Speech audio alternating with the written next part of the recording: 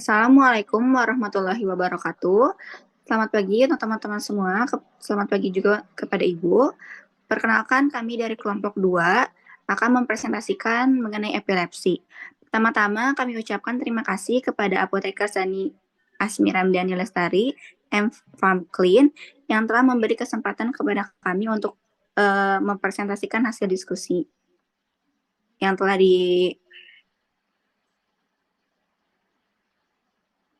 pertama-tama ada anggota kelompok 2, yaitu ada Dina Amalia, Sylvia Tri Ariska, Fundi Daniari, dan Siva Syahira. Next.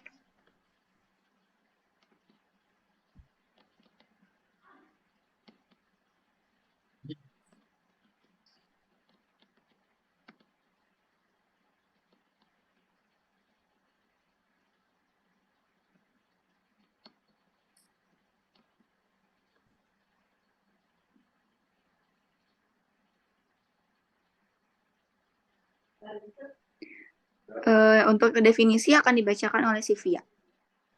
Terima kasih Funi. Di sini epilepsi itu merupakan salah satu kelainan dari neurologi kronik yang banyak terjadi pada anak.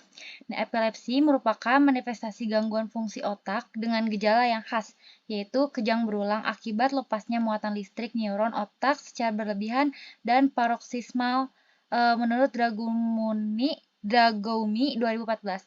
Nah, perbedaan dari kejang demam dan epilepsi ini, kejang demam merupakan kejang yang dipicu oleh demam dan umumnya tidak menimbulkan dampak yang berbahaya. Sedangkan dari epilepsi ini merupakan kondisi yang lebih serius ketika kejang dapat terjadi secara berulang meski tidak mengalami demam.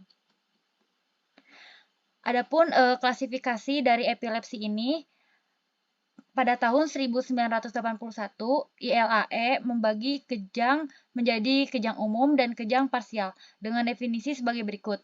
Nah, kejang umum ini merupakan gejala awal kejang dan atau gambaran EEG menunjukkan keterlibatan kedua hemisfer. Dan yang kedua ada kejang parsial atau vokal. Gejala awal dari kejang dan atau gambaran dari EEG menunjukkan aktivasi pada neuron terbatas pada satu hemisfer saja. Nah, kejang umum dan kejang parsial ini dibagi menjadi beberapa klasifikasi. Untuk kejang umum ada tonik, ada klonik, ada tonik-klonik, absans dibagi menjadi tipikal absans dan atipikal absans. Kemudian ada mioklonik dan atonik. Pada kejang parsial ini terbagi menjadi kejang parsial sederhana atau tanpa gangguan kesadaran, kejang parsial kompleks dengan gangguan kesadaran pada awal serangan, diawali parsial sederhana lalu diikuti dengan gangguan kesadaran dan kejang parsial menjadi umum. Nah, ada parsial sederhana menjadi kejang tonik-klonik dan parsial kompleks menjadi kejang tonik-klonik. Untuk klasifikasi dari kejang umum ini, kejang umum, suatu serangan kejang dikatakan kejang umum bila semiologi kejang umum disertai dengan gelombang epileptiform umum. Nah, kejang umum ini dibagi menjadi kejang tonik, merupakan kejang yang ditandai dengan kontraksi otot yang berlangsung selama beberapa detik sampai beberapa menit. Kemudian kejang klonik ini merupakan kejang yang ditandai sentakan mioklonik sekelompok otot dengan pengulangan secara teratur lebih kurang 2-3 siklus per detik serta berlangsung lama. Nah, biasanya melibatkan kedua sisi tubuh. Kemudian kejang tonik-klonik merupakan kombinasi, ditandai dengan kontraksi tonik simetris, diikuti dengan kontraksi klonik bilateral otot-otot somatis. Kejang jenis ini disertai dengan fenomena otonom, termasuk penurunan kesadaran atau apnea. Selanjutnya kejang ablans. Nah, ditandai hilangnya kesadaran yang bersifat sementara. Nah, kejang absans ini dibagi menjadi dua, yaitu kejang absans tipikal ditandai dua manifestasi utama, yaitu hilangnya kesadaran transien dan gambaran EEG khas berupa gelombang paku ombak atau paku majemuk ombak dengan frekuensi 2,5 sampai 3 Hz. Sedangkan kejang absans aptikal memiliki gambaran motorik yang sama dengan tipikal, namun lebih berat karena frekuensinya lebih dari 2,5 Hz. Kurang dari 2,5 Hz. Kejang atonik merupakan kejang yang ditandai dengan hilangnya tonus otot tanpa didahului kejang mioklonik atau tonik yang berlangsung lebih dari 1-2 detik. Kemudian pada klasifikasi kejang parsial bermula dari struktur kortikal atau subkortikal dari satu hemisfer, namun dapat menyebar ke arah lain, baik ipsilateral maupun kontralateral. Nah, kejang parsial ini dibagi menjadi kejang parsial sederhana merupakan kejang vokal tanpa disertai gangguan kesadaran. Kemudian ada kejang parsial kompleks, merupakan kejang vokal disertai hilang atau perubahan kesadaran. Dan yang terakhir, kejang parsial menjadi umum. Nah, ditandai dengan kejang vokal yang diikuti kejang umum. Kejang umum dapat berbentuk tonik, klonik, atau tonik-klonik. Terima kasih. Baik, terima kasih Tia. Kemudian ada epidemiologi. Sekitar 50 juta jiwa di dunia menderita epilepsi dan diperkirakan terdapat 2,5 juta jiwa terdiagnosis kasus epilepsi setiap tahun. Perbandingan penduduk yang mengalami epilepsi aktif dengan populasi umum diperkirakan 4 dan 10 per 1000 orang, di mana pada negara berpenghasilan rendah dan menengah didapatkan proporsi yang jauh lebih tinggi yaitu 7 dan 14 per 1000 orang. Di Indonesia pada tahun 2013 didapatkan 2.288 pasien yang terdiri dari 487 kasus baru dan 1.801 kasus lama. Prevalensi epilepsi pada bayi dan anak cukup tinggi dengan insiden terbanyak pada kelompok usia 1-5 tahun yakni 42%.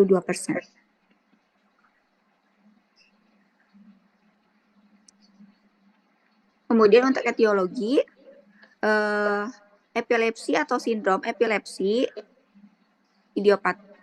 Mohon maaf. Kemudian etiologi dibagi menjadi 3. Yang pertama ada epilepsi atau sindrom epilepsi idiopatik, yaitu epilepsi tanpa adanya kelainan struktur otak dan tidak ditemukan defisit neurologi.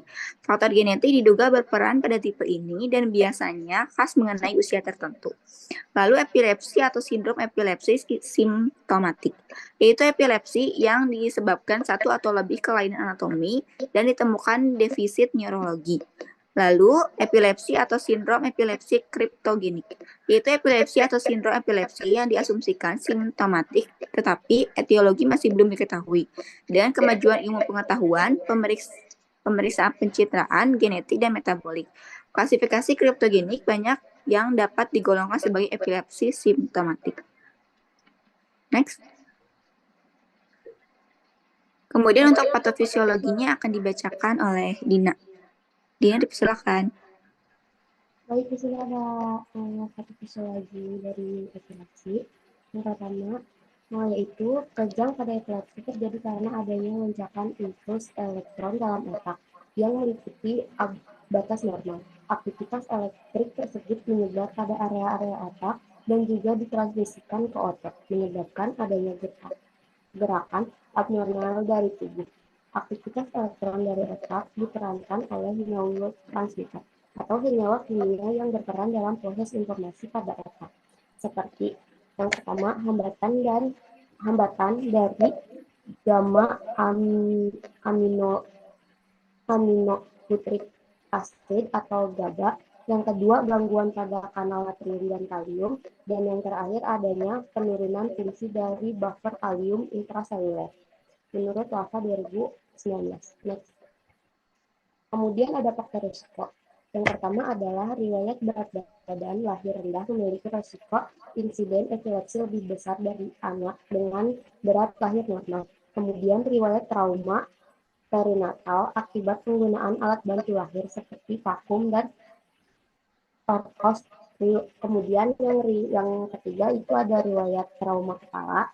Yang keempat riwayat kejang demam dan yang terakhir riwayat keluarga penderita epilepsi dan riwayat asfiksia sebagai faktor risiko signifikan penyebab epilepsi.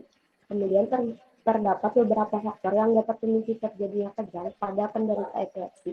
Di antaranya adalah tidak mengonsumsi obat anti-epilepsi secara teratur, kurang tidur, kelelahan, terlambat makan, stres mengkonsumsi obat yang mengganggu kinerja obat anti-epilepsi, demam tinggi, mengonsumsi minuman beralkohol atau nafsa saat menstruasi wanita maupun ras cahaya. Next. Baik, terima kasih Dina. Kemudian ada manifestasi klinis akan dibacakan oleh Sivia. Sivia, dipersilakan.